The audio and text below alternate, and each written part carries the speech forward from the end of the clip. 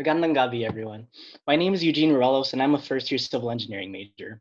While it may be dissuading to hear that someone who today loves their culture with a passion, at one point had very little grounding in his own heritage, this was true for me growing up. I'm sure most of us know all about the stereotypes, and while there's some truth to all of those beliefs, growing up, it being all I knew about my culture, I wanted to believe that there was more than just the surface level definition of being Filipino, but I didn't know where to find it. That changed when I decided to tag along with my sisters to one of their Filipino culture meetings. They told me about something they were working on called PCN, and as I watched them get their ankles repeatedly smashed between bamboo sticks in a dance I've never seen before, the entire time I watched, I couldn't help but thinking, wait, that's Filipino? I was hooked.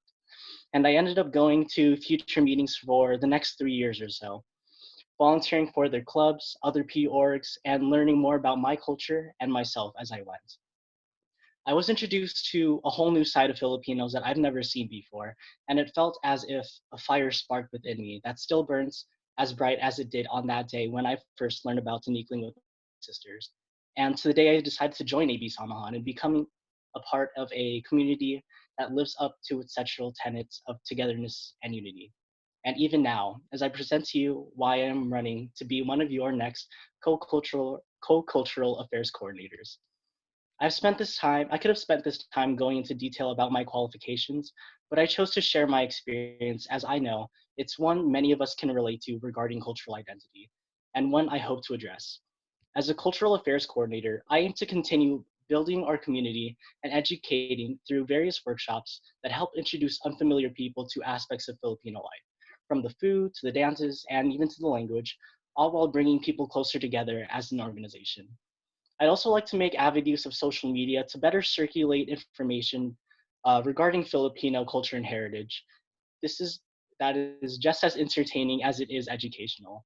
And while it is important to learn about the customs, art, and history, I also intend to emphasize the how and why to all that makes up Filipino culture, going into depth about the origins with the hopes of developing a deeper understanding as well as a newfound appreciation for it.